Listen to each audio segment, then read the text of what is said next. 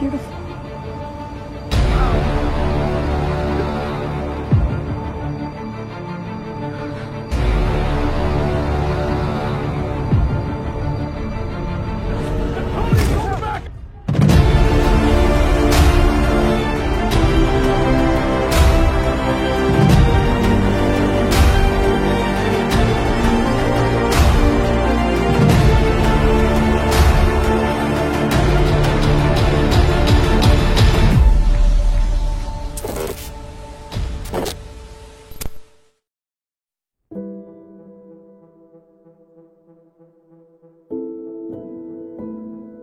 Berlatar di sebuah perbukitan di Wyoming tahun 1977, di mana kita akan melihat seorang fotografer yang bernama Rodney Alcala bersama dengan seorang wanita yang bernama Sarah. Mereka berada di sana karena Rodney ingin mengambil beberapa foto Sarah untuk dijadikan model.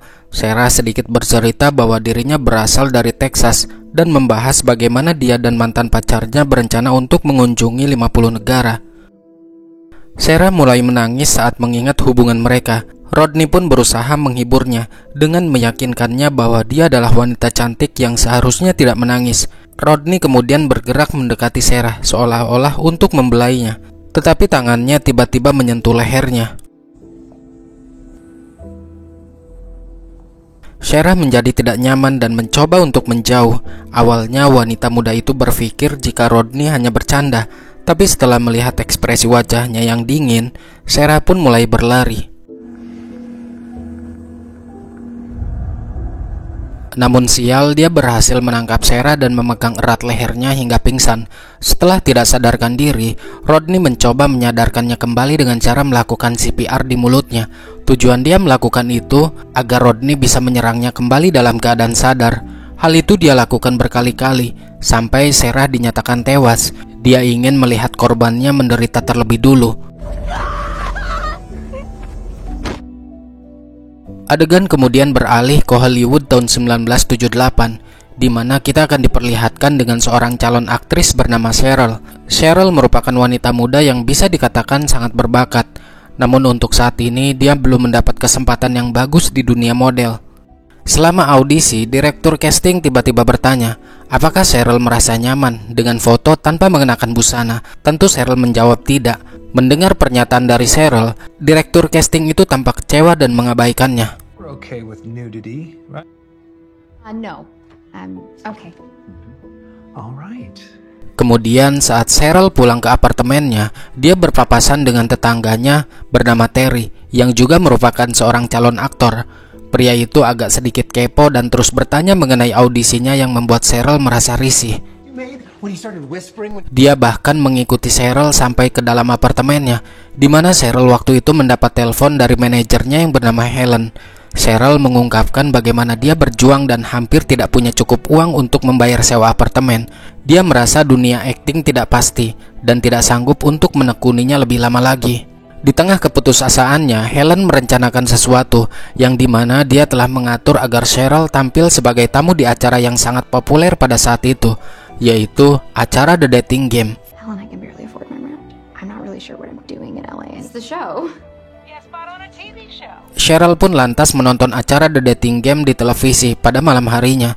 Di sana dia harus memilih salah satu dari 3 orang peserta dan pergi berkencan bersama orang yang dia pilih. Cheryl dan Terry mendiskusikan hal itu di sebuah bar. Baginya acara tersebut tidak menarik karena Cheryl merasa itu memalukan dan tidak pantas untuknya. Anggapannya orang yang ikut serta di acara tersebut nggak laku. Namun Terry memberi semangat, mendorongnya untuk mencobanya. Mungkin saja dari acara The Dating Game ini membantu Cheryl mendapat perhatian publik. Setelah mengobrol, Cheryl berpamitan pulang karena dia harus bekerja di keesokan harinya. Namun Terry tiba-tiba mulai merayunya. Sweet. Look beautiful. You could never look like. Oh my god, sorry. Penolakan dari Cheryl membuat suasana menjadi canggung. Yang tadinya obrolan santai, kini berubah menjadi dia membisu satu sama lain. Cheryl yang menyadari hal itu merasa tidak enak karena Terry selama ini banyak membantunya dalam urusan casting. Untuk mencairkan suasana kembali, Cheryl pun memesan minuman lagi. Akibatnya mereka sama-sama mabuk dan menghabiskan malam bersama.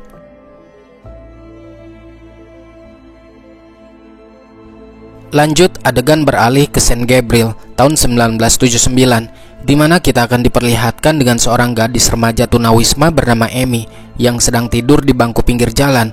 Amy dibangunkan oleh polisi agar segera pindah dari tempat umum. Gadis muda itu kemudian menuju ke tempat binatu dan memakan beberapa coklat gratis di hari Valentine. Setelah itu dia mencoba mencuri uang dari mesin cuci, namun secara tidak sengaja dia menjatuhkan semua koinnya. Akibatnya,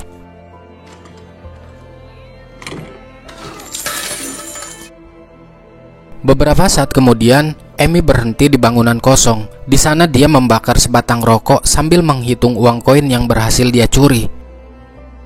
Tepat pada saat itu, Rodney muncul entah dari mana dengan membawa kamera di tangannya. Dia mulai mengambil foto Amy dari kejauhan. Amy yang mengetahui hal itu lantas menegurnya. Rodney menjelaskan bahwa dia tidak sengaja memotretnya karena pencahayaannya di sana bagus. Jadi dia memutuskan untuk mengabadikan pemandangan itu. Rodney juga memuji penampilannya. Dia lalu menawarkan jasa pemotretan. Barangkali saja Amy ingin menjadi model. Tentu Amy mengira jika pria itu sedang mengejeknya, dan dia mencoba untuk pergi dari sana. Rodney mengungkapkan ketertarikannya kepada Amy karena dia terlihat sangat cantik. Dia ingin Amy menjadi modelnya nanti, sebab sebentar lagi dirinya akan mengikuti kontes fotografi. Mendengar penjelasan dari pria itu, Amy pun akhirnya mulai berpose dan mengikuti instruksi darinya.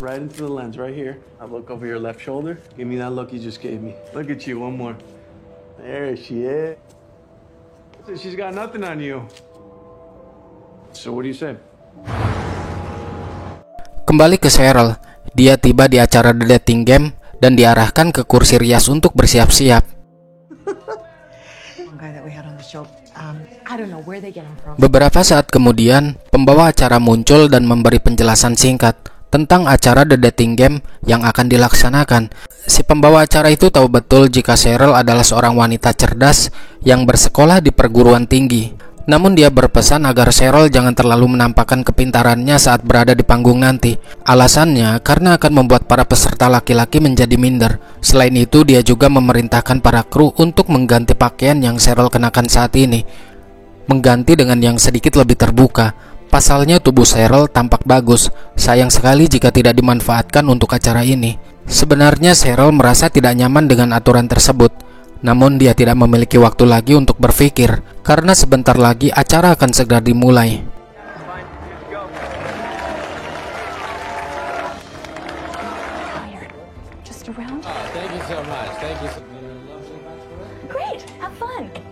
Waktu pun mundur ke tahun 1971 di New York. Kita diperkenalkan dengan seorang wanita bernama Charlie yang pindah ke apartemen barunya. Ketika dia sedang mandi, seseorang membunyikan bel pintu, tapi dia tidak mendengar. Charlie baru mengetahui yang sedari tadi membunyikan bel pintu adalah sopir truk yang telah membawa perabotannya. Sebenarnya si sopir ingin membantu menaikkan perabotan Charlie, tapi karena dia kelamaan membukakan pintu, akhirnya si sopir dengan berat hati harus pergi dan meninggalkan perabotannya di luar apartemen.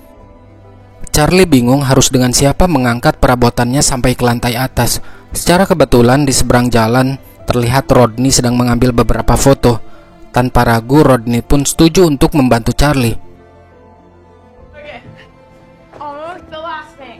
Selesai memindahkan semua barang-barangnya, keduanya duduk untuk minum dan menjalin keakraban dengan cukup baik. Rodney bercerita bahwa dirinya baru saja lulus kuliah dan akan mengajar fotografi kepada anak-anak. Dia merasa beruntung bisa dipertemukan dengan orang baik seperti Charlie, karena hari ini adalah hari terakhirnya di kota itu, dan dia merasa kesulitan untuk menemukan orang yang dapat diajaknya bergaul.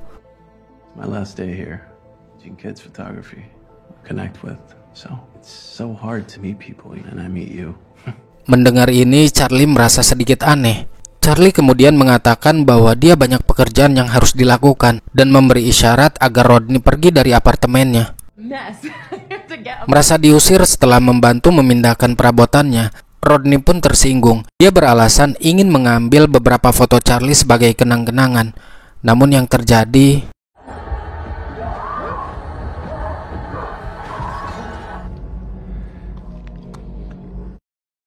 Kembali Kembali ke masa sekarang, Cheryl yang sudah berada di atas panggung diberikan tepuk tangan yang meriah oleh semua penonton yang hadir. Pasalnya dia terlihat sangat cantik. Pembawa acara memulai permainan dan memberitahukan aturannya. Jadi, ada 3 pria di balik partisi, dan Cheryl dapat menanyakan apa saja kepada mereka, kecuali nama, usia, dan pekerjaan. Nah, setelah percakapan singkat, dia harus memilih salah satu dari mereka untuk diajak berkencan. Game pun dimulai. Peserta pertama tampak gugup setelah diberikan beberapa pertanyaan oleh Cheryl. Jawabannya kurang memuaskan sehingga para penonton bergumam. Berikutnya peserta kedua. Dia tampak angkuh dan sedikit menyimpang menjawab pertanyaan yang dilayangkan oleh Cheryl. Kemudian secara mengejutkan ada peserta ketiga yang seharusnya tidak ada di sana. Dan ternyata peserta ketiga itu tidak lain adalah Rodney. Dia dengan percaya dirinya meyakinkan Cheryl. Semua orang tampak terkesan dengan pesonanya. Namun tidak dengan seorang penonton yang bernama Laura. Dia merasa sangat takut saat melihatnya. Hal itu dikarenakan Rodney adalah orang yang mengganggu pikirannya di masa lalu. Dalam keadaan panik, Laura memberitahu pacarnya bahwa dia harus segera pergi dari tempat ini.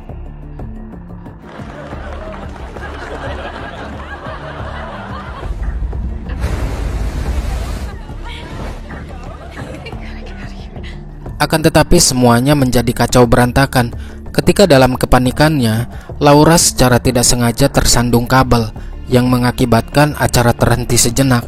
Dengan cepat si pembawa acara mengumumkan jeda iklan untuk memperbaiki kesalahan teknis.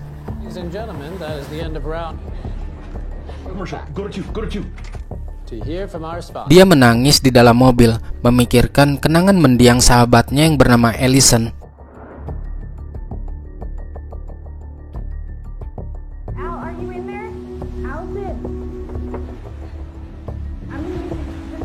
Sementara itu di dalam studio, Cheryl didekati oleh si penata rias dan bertanya, "Ada apa?" Karena dia tampak stres, Cheryl mengaku merasa tidak nyaman dengan pertanyaan-pertanyaan bodoh yang diberikan sang pembawa acara. Rodney terlibat dalam percakapan dengan peserta nomor 2. Peserta nomor 2 itu berkata, apa yang akan dia lakukan jika dirinya bisa mendapatkan Cheryl. Namun dengan percaya dirinya, Rodney menjawab bahwa hal itu tidak akan pernah terjadi, karena pasti dirinya lah yang akan mendapatkan Cheryl. Di sisi lain, Laura yang masih berada di dalam mobil didekati oleh pacarnya. Pacarnya bertanya, apa yang sebenarnya terjadi? Disinilah Laura mulai menceritakan pengalamannya, kenapa dia sangat ketakutan melihat peserta nomor 3. Jadi waktu itu, peserta nomor 3 pergi berkencan dengan Allison sahabatnya. Allison diserang dan dibunuh. Bahkan dia sempat melaporkannya kepada polisi. Namun para penegak hukum tidak melakukan apapun untuk menangkapnya. Dia adalah seorang pembunuh. Seharusnya berada di dalam penjara, bukan malah berkeliaran, apalagi masuk di acara TV. Pacarnya tampak tidak percaya. Dia berkata, bisa jadi itu hanya mirip saja.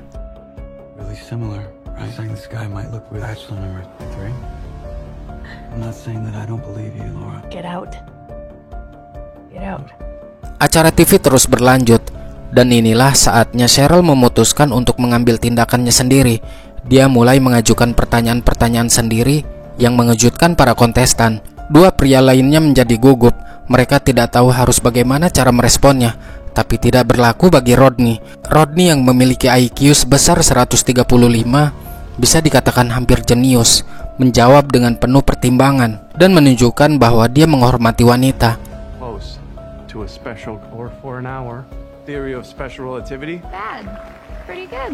Sementara itu Laura mendatangi kantor yang mengadakan acara The Dating Game, berniat ingin melaporkan kepada produser mengenai seorang pembunuh yang ikut di acara mereka.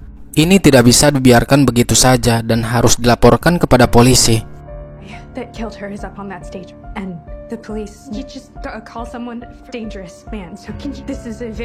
Kembali ke studio, Cheryl bertanya kepada Rodney, apakah kontestan lain ngomongin sesuatu yang menjijikan di belakang panggung? Rodney dengan senang hati menjawab bahwa kontestan nomor 2 mempunyai beberapa pemikiran mengenai ukuran bra sebagai prasyarat bagi sebuah hubungan yang bermakna. Mendengar ini semua orang tercengang, yang membuat si pembawa acara mulai panik dan meminta jeda iklan. Can't repeat it word for word. What about fast one number 2? Bra size is being it's about set for a meaningful relationship. That signals the end of our game. Is that right? Penjaga keamanan yang Laura temui memintanya untuk menunggu di sebuah ruangan, dan dia akan menghubungi produser acara tersebut yang bernama George Elliot. Peserta nomor 2 tidak terima karena Rodney mempublis percakapan mereka berdua selama di belakang panggung. Dia meminta informasi kontak Rodney agar bisa saling berhadapan secara gentle setelah pertunjukan berakhir. Alih-alih memberikan kontak, dia malah memperlihatkan salah satu koleksi foto wanita dengan kondisi mengenaskan. Rodney hanya tersenyum dan mengatakan bahwa itu palsu sambil mengunyah foto tersebut. It's fake. Acara pun dilanjutkan. Setelah mempertimbangkan jawaban dari ketiga kontestan, akhirnya Cheryl memilih nomor 3, yaitu Rodney, karena jawaban Rodney tampak masuk akal dan hormat terhadap wanita. Number 3. Number 3. Pembawa acara kemudian mengungkapkan identitas ketiga kontestan itu. Sebelum berakhir, peserta nomor 2 berbisik di telinga Cheryl jika dia harus berhati-hati dengan pria yang dipilihnya. Akhirnya pembawa acara memperkenalkan Rodney Alcala sebagai pemenangnya. Dia merupakan seorang fotografer terampil. Mereka berdua akan diberi hadiah berupa liburan ke California yang dibiayai penuh. Now California. We'll see you next time on the dating. Sisi lain, Laura masih menunggu sang produser di dalam ruangan. Di sana dia melihat seorang petugas kebersihan dan menanyakan tentang produser yang bernama George Elliot. Ternyata guys, George Elliot yang dimaksud adalah dirinya, bukan seorang produser. Artinya Laura telah dibohongi oleh si petugas keamanan. What? Because I'm George Elliot. Excuse me. Cheryl tidak terlalu menganggap serius mengenai acara The Dating Game ini. Selesai acara, dia memutuskan untuk langsung pulang. Namun saat hendak keluar, tiba-tiba dia bertemu dengan Rodney yang telah menunggunya. Mereka lalu ngobrol dan dia mengajaknya minum yang membuat Cheryl sedikit terkejut. Meski demikian, Cheryl menerima tawaran itu. Setibanya di bar, mereka berdiskusi tentang perjalanannya ke California nanti. Rodney memuji kecantikannya yang membuat Cheryl tersipu malu. Di sini Cheryl yang merasa tidak nyaman pun mengatakan bahwa sebenarnya dia tidak tertarik sama sekali dengan acara The Dating Game ini. Hanya saja mengikuti acara itu untuk sebuah popularitas, menaikkan brandingnya di dunia entertain. Good exposure. It'll get you seen. My agent said it would get me seen.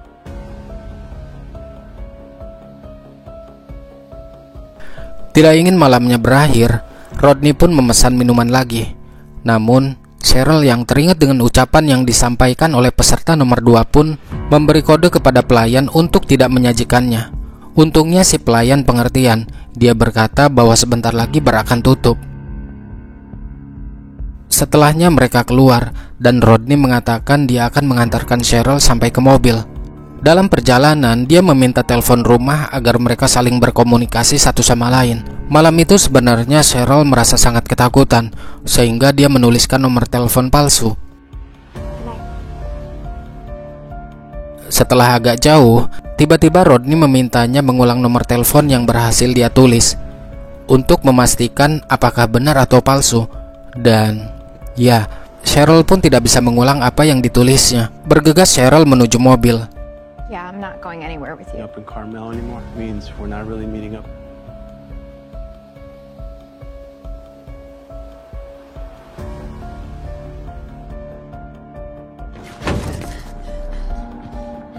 Get your fucking hand off my car. Beruntung dia diselamatkan oleh beberapa orang yang juga tiba di tempat parkiran mobil.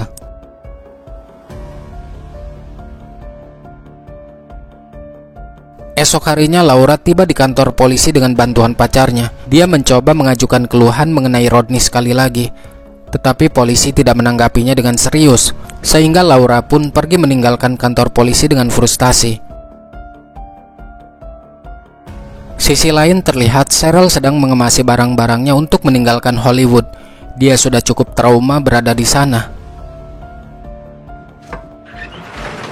Di dalam adegan lain, Rodney dan Amy sedang jalan-jalan ke suatu tempat. Dia kemudian mengambil album foto di dashboard mobilnya. Amy terpesona oleh berbagai gambar yang telah diambilnya selama bertahun-tahun. Namun Rodney seketika menutup album foto itu dan mengalihkan pembicaraannya. Saat matahari mulai terbenam, Rodney memarkirkan mobilnya di suatu tempat yang jauh dari keramaian. Di sana dia mulai mengambil beberapa foto Amy, kemudian menyuruhnya berdiri di tepi tebing dan membalikkan badan agar menghadap matahari. Tanpa curiga, Amy pun menuruti semua perintahnya. Tapi tiba-tiba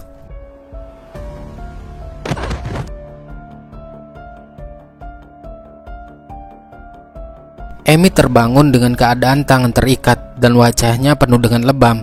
Dia mendengar Rodney sedang menangis terseduh-seduh di sampingnya.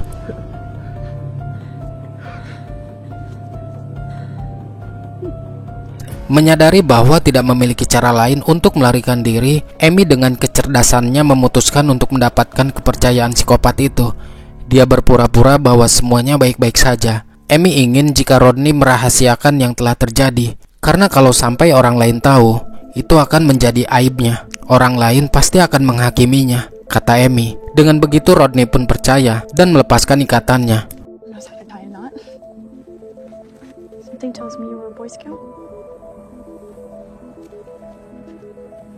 Di dalam mobil, Rodney meminta maaf karena telah bersikap kasar.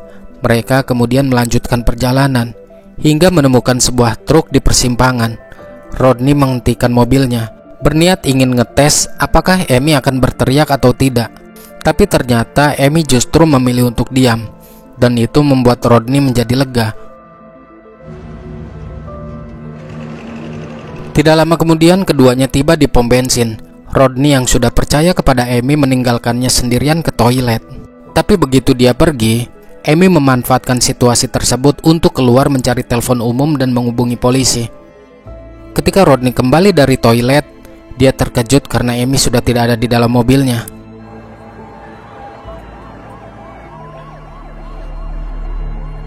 Beberapa saat kemudian, dia mendengar sirine polisi dari kejauhan. Rodney sadar bahwa waktu untuknya telah habis.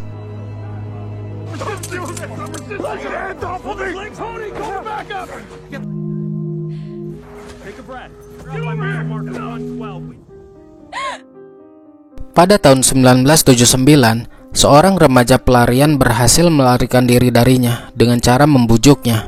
Meskipun berhasil ditangkap oleh polisi, Rodney tidak bertahan lama di dalam tahanan dan dia dibebaskan dengan jaminan. Tapi setelah bebas, dia melanjutkan aksinya, menghabisi seorang wanita berusia 21 tahun dan berusia 12 tahun. Rodney ditangkap lagi di tahun yang sama dan dihukum atas 7 penghilangan nyawa. Pada tahun 2010, setelah menjalani hukuman 31 tahun penjara, dia mendapat kesempatan terakhir untuk dibebaskan. Namun remaja yang berhasil melarikan diri itu sekarang sudah dewasa dan muncul di pengadilan untuk bersaksi melawannya. Cheryl meninggalkan California untuk mencari privasi dan memulai sebuah keluarga. Sementara Rodney kabarnya meninggal di dalam penjara di California pada tanggal 24 Juli tahun 2021.